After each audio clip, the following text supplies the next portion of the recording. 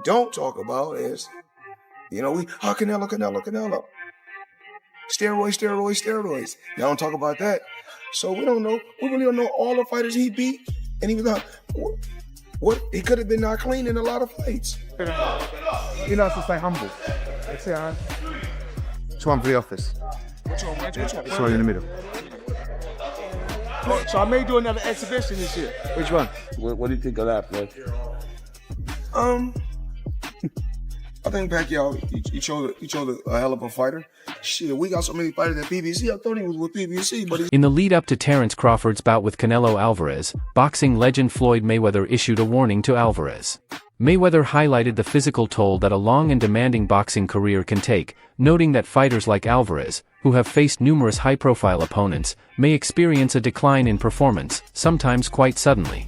This observation serves as a cautionary note for Alvarez, suggesting that despite his impressive track record, the relentless demands of the sport could impact his readiness when facing a formidable opponent like Crawford. This mindset,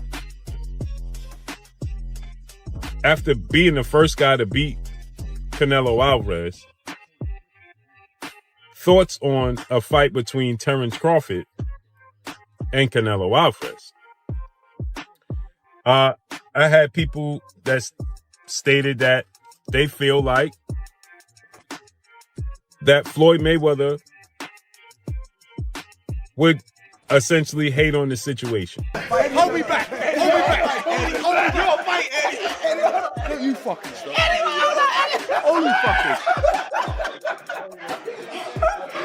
He said, "All you fuckers, hold me the fucking go." The highly anticipated fight between Canelo Alvarez and Terence Crawford is scheduled for September 2025, during Mexican Independence Day weekend. In this super middleweight clash, Canelo will defend his WBC, WBA, and WBO titles against Crawford, who is making a notable jump from welterweight to 168 pounds. He went on the rant with Teddy Atlas. What's that mean? He said you're the most overrated Mexican champion in history. He said that Salvador Sanchez and boxeador mexicano. Más popular, pero sin causa. Sí. Fucking crazy, that guy. and you think he knows boxing? Fuck. I mean, it's not a secret that that's a fight that's been discussed by a lot of us and by a lot of people in the sport for quite a while. Certainly, it's a fight that Turki Al-Sheikh from Saudi Arabia has shown a lot of interest in. And of course, if it's going to get made, someone's going to have to put up a lot of guaranteed money. And he's probably the person that's going to do it. He's obviously been working closely with Terence Crawford. He was involved with Terence Crawford's last fight that took place in August when he fought Israel Madrimov. Floyd Mayweather recently shared his thoughts on the potential matchup, acknowledging Alvarez's impressive achievements, including his rise to light heavyweight, a move Mayweather admitted he didn't expect. He currently ranks Crawford as the #1 pound-for-pound boxer. I'm tough, but Bud Crawford shows once again why he's #1 pound-for-pound on many people's lists, including my own.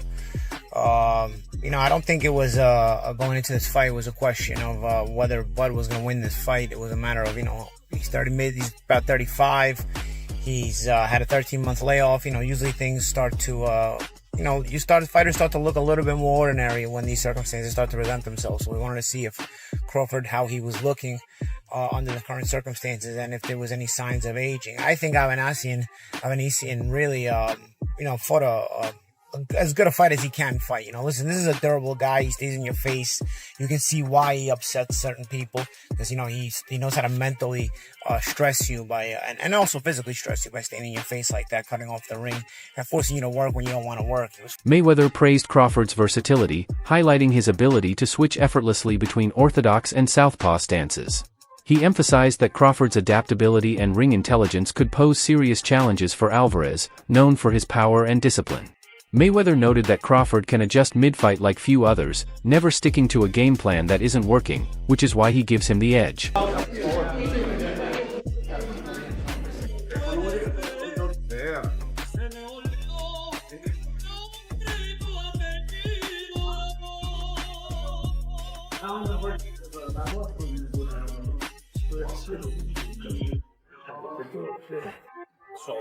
Not official, but it may be a done deal. Terence Crawford, Canelo Alvarez. Early thoughts? What do you think? Yeah, look, the first thought is, can he handle the weight jump? Can he handle the weight jump? He being Crawford against Medvedev, people are going to say, "Oh, he had some hiccups." Who don't have hiccups? When you eat something that's a little difficult to eat, and Medvedev was a little difficult to eat. He's not easy to digest. He's a good fighter. When you eat something that's a little tough to digest, you get hiccups, right? So come on, he's human. So he had a few hiccups. He won the fight. He's Terence Crawford. A lot of people say, "Oh, Teddy, you make him so good. You're always saying how great Crawford is." But who's he beating? He unified the what was his first division? Lightweight. Then he unified the junior. Then he unified the junior welter, then he unified the welter. I think I got the weight classes right. It doesn't matter. Floyd Mayweather and Canelo Alvarez share a long-standing relationship dating back to their iconic fight on September 14, 2013.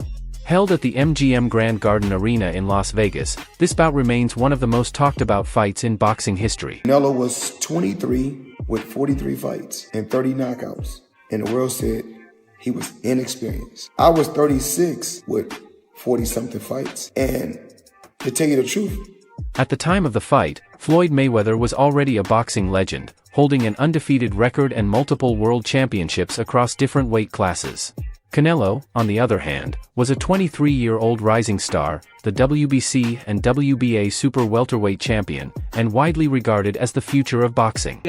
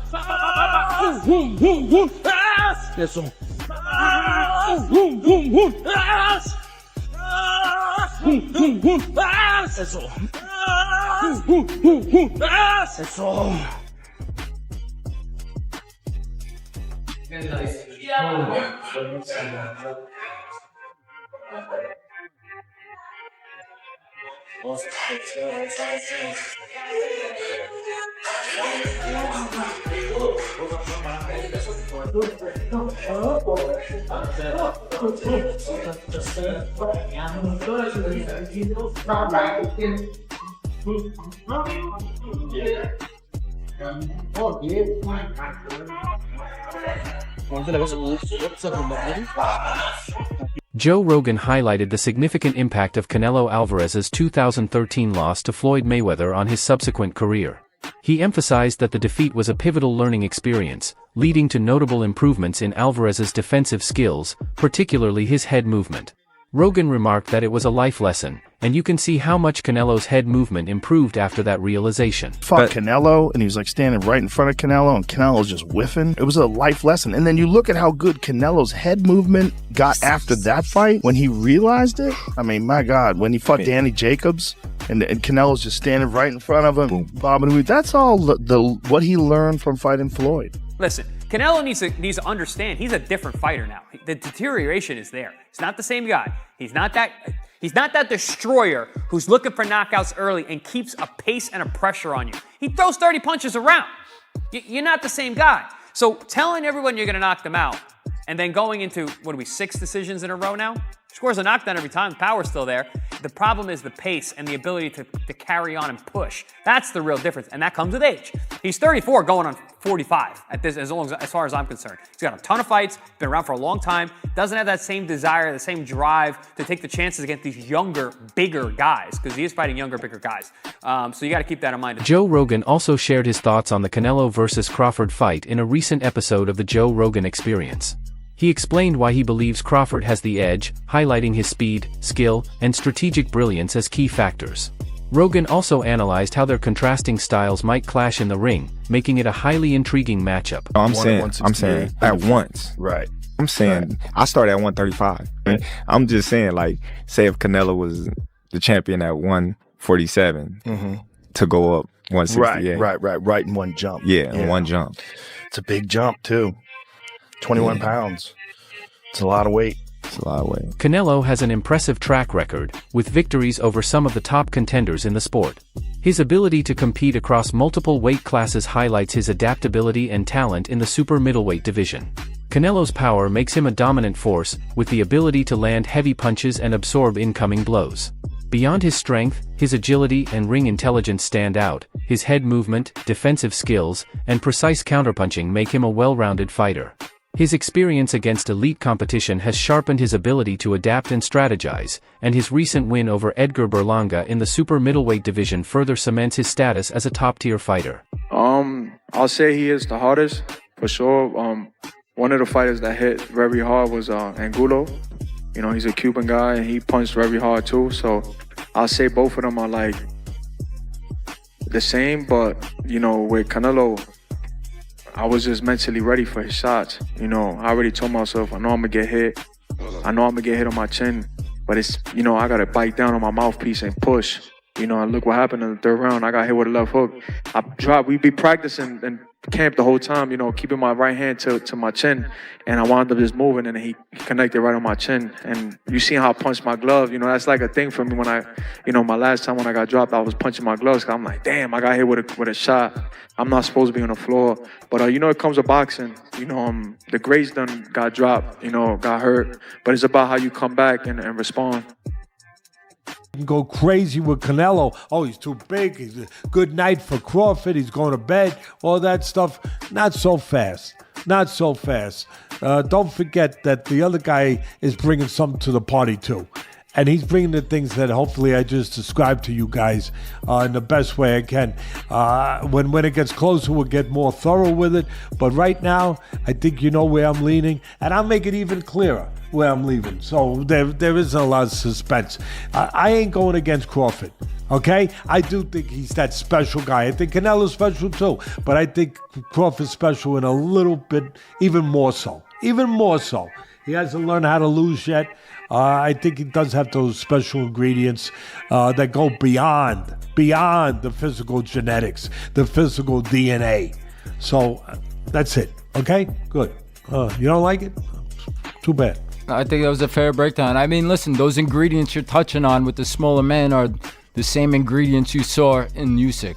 Abilities and ways to find a way to win. I'd like to know what the weight's at in this fight, but has that been figured out yet? Probably not, because no. That to me is a very... Berlanga shared his perspective on the Alvarez versus Crawford matchup, acknowledging Crawford's exceptional skills and boxing intelligence, which could pose serious challenges for Alvarez. However, he also highlighted Alvarez's significant size advantage due to his natural weight class, describing the fight as a mismatch. While Crawford's skills are formidable, Berlanga believes the weight difference could be a decisive factor in Alvarez's favor. Hey, how's it going? Marcos Villegas for Fight Up TV, powered by Stagefront VIP, being joined here with Teddy Atlas. Teddy, I gotta get just right to it. Terrence Crawford wanting to move up 3 weight classes to fight Canelo Alvarez. You as a trainer, what's your insight on that? And I don't know, would you advise a fighter to move up 3 weight classes to fight someone like Canelo? You got to remember, he's already moved up 3 weight classes. So now you're talking 6. If you add on 3, you know? 5, yeah, my math is different than yours, being that I've been in this business my whole life. So 6 is a lot. 6 weight classes. That's a lot. 3, you know, he had the skeleton for it. Does he have the skeleton to go up 6? I don't know that he does, but I know he's got this. I know he's got this. I know he's got the character. And I know he's got the mind. I know he has special gifts that very few fighters... A key challenge for Crawford is moving up 2 weight divisions to face Canelo. In his last fight, Crawford moved up to 154 pounds and secured a decision win over Israel Madoff. However, advancing to super middleweight means he will face much bigger and stronger opponents. Weeks ago, you heard what Terrence Bud Crawford had to say on why he wants to take on Saul Canelo Alvarez. I just want the opportunity, you know, to fight the best fighter in my generation that's out there. You know, he's the most accomplished fighter. And I would just, you know, just like to, you know, fight another great. Which is a very noble reason. I mean, it's a reason that I can get behind. If you notice, his primary reason isn't money. He did say it'd be the biggest fight, which, you know, you do want a big fight, but I don't think he meant monetarily, which the money comes, okay? But what he's saying is he want to test himself versus the best. And I think he's telling the truth here, right? Of course you want big money and stuff like that, but I think his swan song is just him testing himself up against the very best. Those are the reasons the war room can get behind. Are you tired of people asking you about Terrence yet? No, look, I always say, I respect Terrence Crawford. He's a very talented fighter, but he just win one big fight. If you see his record, he just beat one good fighter like Errol Spence is. But other than that, I don't think he's beating other great fighter like Spence.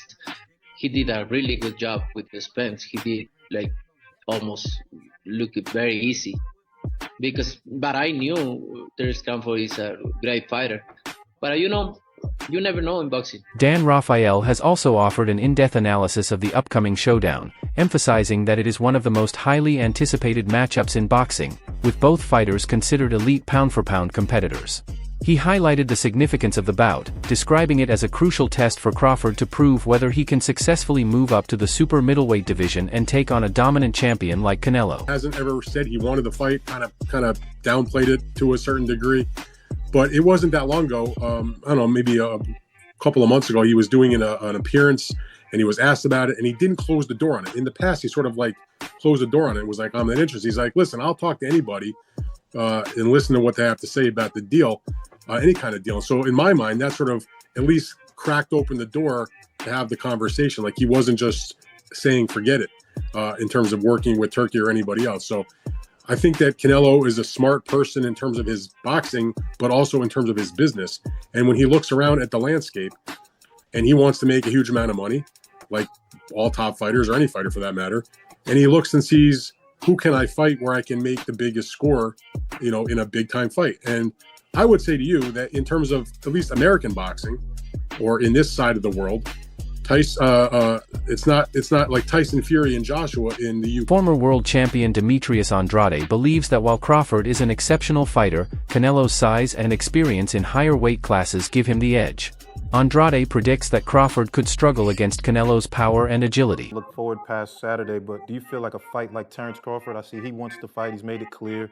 Do fights like that help your legacy, or do you feel like that's something that's not worth it to you? Everything in my career, every fight made my legacy different and better, no?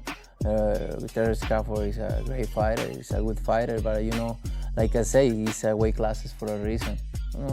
I'm focused 100% on Berlanga, and then you never know what happened. Yeah, for sure. Just a few weeks ago, you heard what Terrence Bud Crawford had to say on why he wants to take on Saul Canelo Alvarez. I just want the opportunity, to fight the best fighter in my generation that's out there.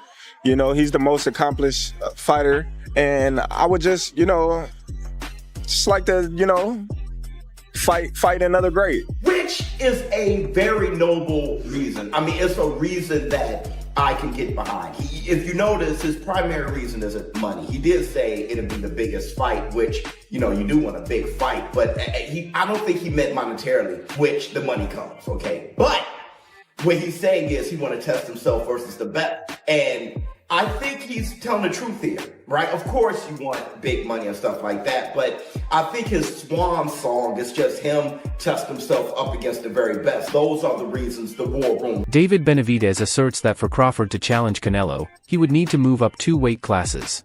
While acknowledging Crawford's exceptional skills, Benavidez emphasizes the importance of respecting weight divisions and gives Canelo the advantage, highlighting the challenges of moving up in weight. Can't really say nothing about that. If that's what he wants to do, then that's what he's going to do. Canelo is a man that he does anything he wants to do. I don't think really what people say affects him. But I feel like the people, they want to see David Benavidez versus Canelo Alvarez. It's the biggest fight to make happen, and I feel like I'm the biggest threat to him. Payday. I'm the face of boxing. Crawford wanted a payday, but Crawford didn't do good at 54. When I talk to people, they all tell me you would have knocked him out at 68. Well, he knows now. He experimented It's 154, and he knows. much He knows. Maybe he do in 168 for a big check.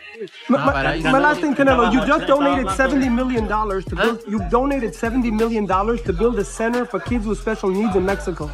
Tell me about why did you do that? I always try to help people. Why? And I don't like to respond this kind of thing because I don't like to put myself like I help. I help from the bottom of my heart. It was very nice. Enrique, don Eduardo, las palabras de Moving up to super middleweight to face Canelo would be a major step for Crawford.